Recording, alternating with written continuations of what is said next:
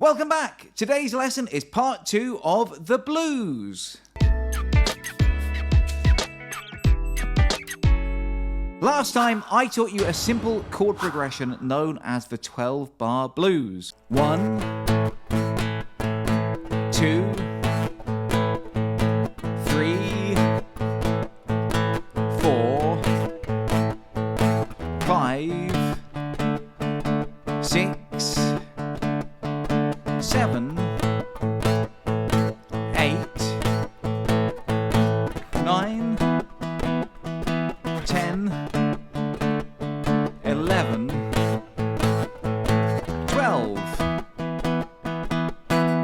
I just played that through in the key of A. Now you've memorized that basic chord sequence. You can play it up and down the fretboard, and you can play the blues in any key you like. Well, today it's time for some fun. I'm going to teach you how to play your first ever guitar solo. And by the end of this lesson, you'll even be able to improvise your own solos. And later on in the lesson, I'm going to show you guys the big secret. It's really going to open up the fretboard and help you play the blues in any key you like. Everything you're going to need is, as always, right up here on the screen for you. But if you'd like extra bonus material, including a backing track, bonus song sheets, early access to lessons, and loads of other cool goodies, perks, and rewards as well, then sign up today to my Patreon page, patreon.com/uketeacher. You get all those extra goodies, plus it helps support me so that I can keep on making these for you.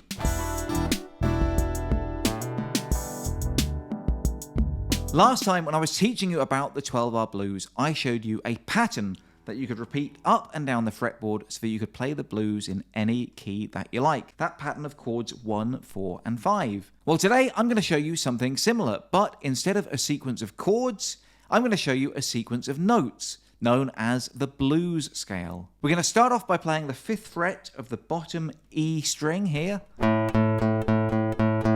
That's the note of A. And I want you to follow me and play exactly the same notes as I do.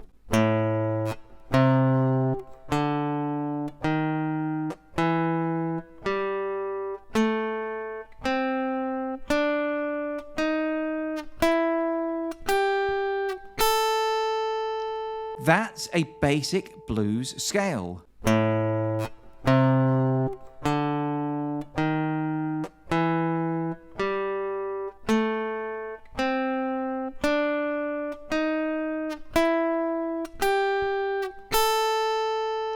Now, if you can memorize that pattern backwards and forwards and know every single note in the scale, then that is like a magic key to help you unlock soloing on the guitar. Now, before we go any further, I want to make the disclaimer that yes, there are far more complicated and intricate scales you can play, and yes, it's eventually important to learn the other positions that you can play this scale in, but if you start off by simply learning this simple blues scale, you will be well on your way to playing your first guitar solo. So let's go ahead and play it again.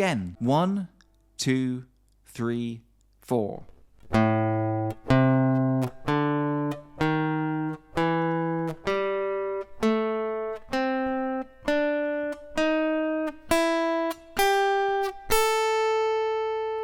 And backwards.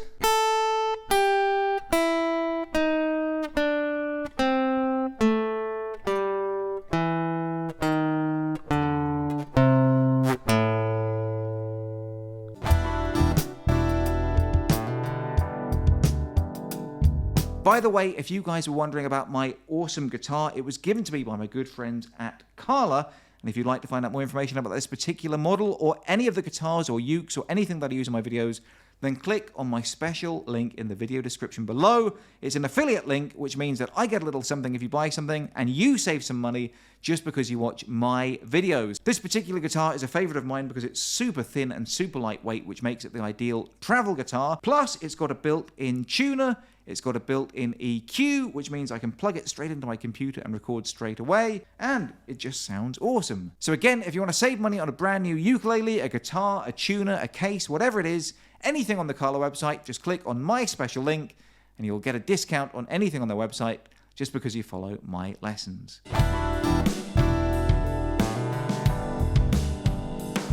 Now, what does a blues scale mean to you, the player? Well, in short, if you learn a blues scale in a particular key, for example, we've learned the blues scale in the key of A,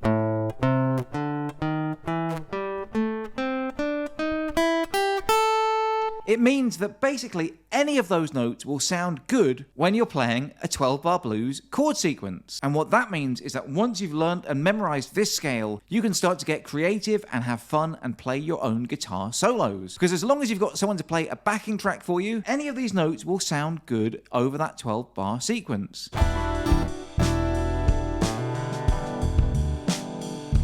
Now with soloing, you can of course play any note at any time, and you can experiment and go wild and absolutely have fun trying to work out for yourself what sounds good. And I'm going to give you an opportunity to do just that later on in this lesson. But for a lot of you, it might sound a little bit overwhelming. Where do you start with playing a guitar solo? I mean, do you literally just pluck any note?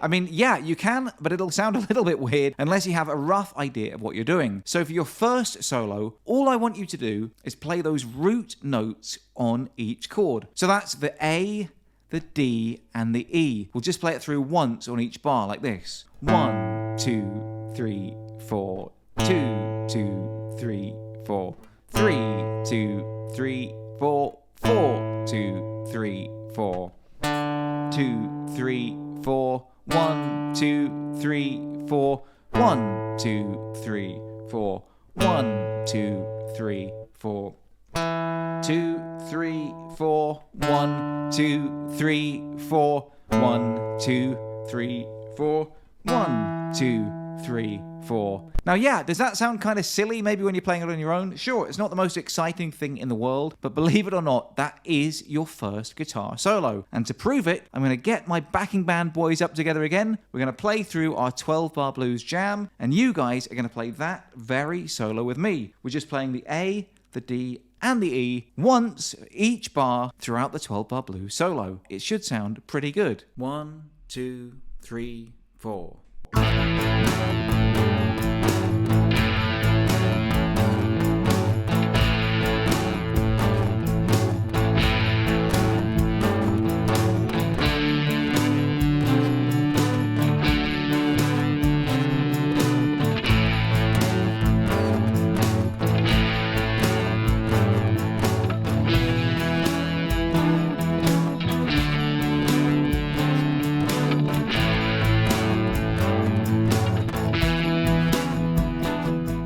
So what do you think about that? You've just played your first ever guitar solo, and it didn't sound too bad, did it? One of my key messages that I like to try and get across, whether I'm teaching the ukulele or the guitar, keep it simple, stupid.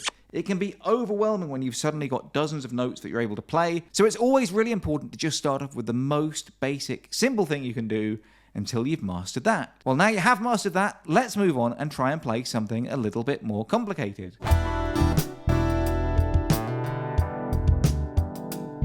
Yeah, maybe we're not shredding up and down the fretboard yet, but we're certainly putting the pieces together so that we will be able to do so in the fullness of time. And you can hear it's already starting to sound a lot cooler than it was just 2 minutes ago. Another tip from the top is to find 2 or 3 note ideas and repeat them throughout the solo. What I mean by an idea is a small musical phrase or a sequence of notes that you can repeat again and again that sounds good. So for example, I'll pick 3 notes pretty much at random here. Let's have the E, the G, and the A, and they sound pretty good together, so let's play that as our first idea. 1, 2, 3. 2,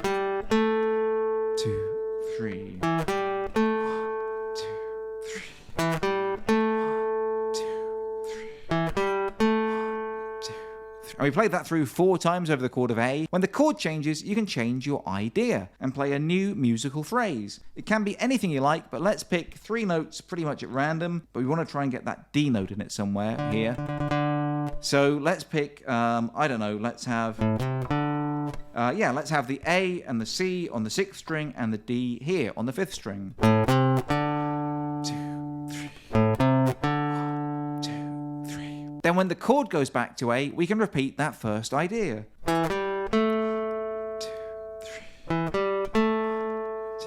3.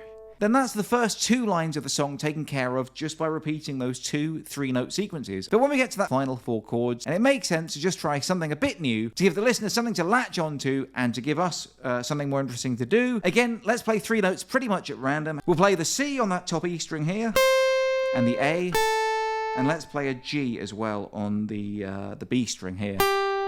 So let's play that through a couple of times. And that'll actually sound good on the D as well. And then let's go back to finish off. We'll play our original pattern.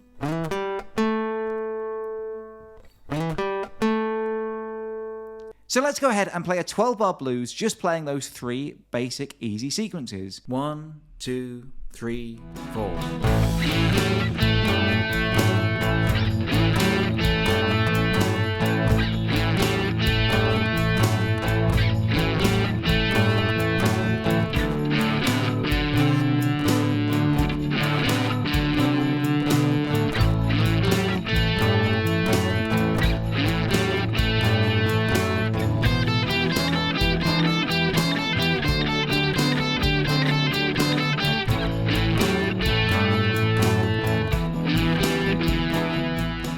So that's one of my tips for you, is to just find little ideas or musical phrases that you can repeat, and it'll save you having to think of new ideas, and it'll also sound good because it sounds like you're writing a proper tune.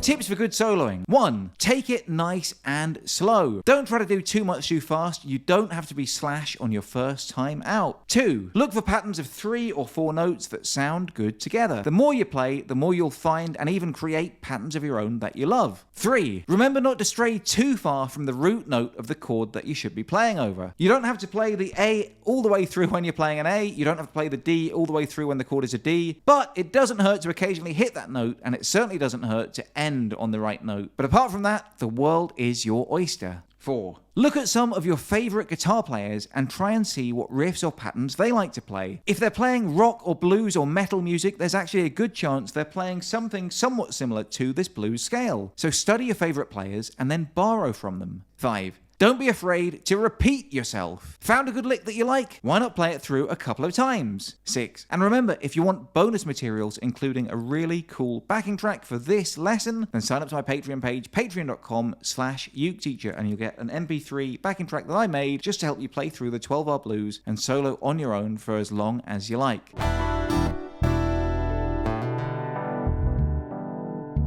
Okay guys, I promised you I was going to teach you a big secret that was going to unlock the fretboard to you and teach you how to play the blues in a way you didn't think was possible. And now I am going to reveal that secret to you. Do you remember last week that after we learned that 12-bar blues in A,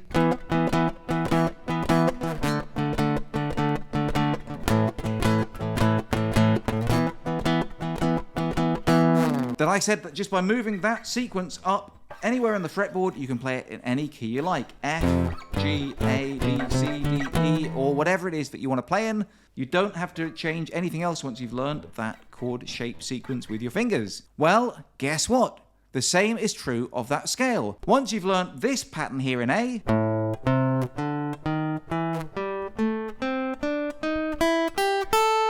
you can play that anywhere you like on the guitar fretboard to play the blues in any key whatsoever. Just move the whole thing up 2 frets to play it in B.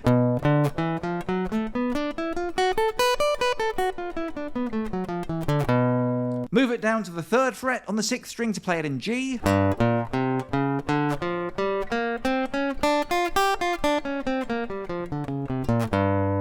You can play it up here in E.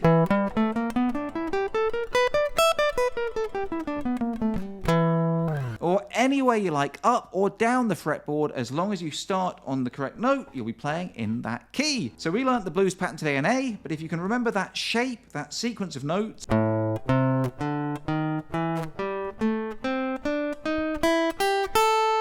then that's not just the A blues scale, that is the blues scale that you can play in any key in that shape. Again, just move it up or down the fretboard, and if someone says, hey guys, blues riff in B, follow me for the changes and try to keep up, all you got to do is start playing this scale.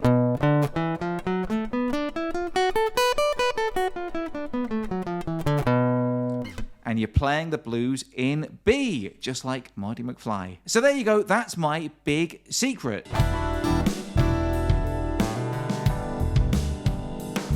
So I've been the guitar teacher and I've taught you how to play the blues. Don't forget, I post a brand new guitar lesson each and every week for free on Wednesday right here on YouTube, and a ukulele lesson every single Sunday. So be sure to subscribe now and turn on the notifications so you never miss a video. I'll be back in soon with another guitar lesson for you, but I thought we would end today's lesson by just playing that 12-bar blues a whole bunch of times. And I'm going to give you guys a chance to solo. What we'll do is I'll play it through for you 3 times with me taking the solo. The first time, I'm just going to play that root note.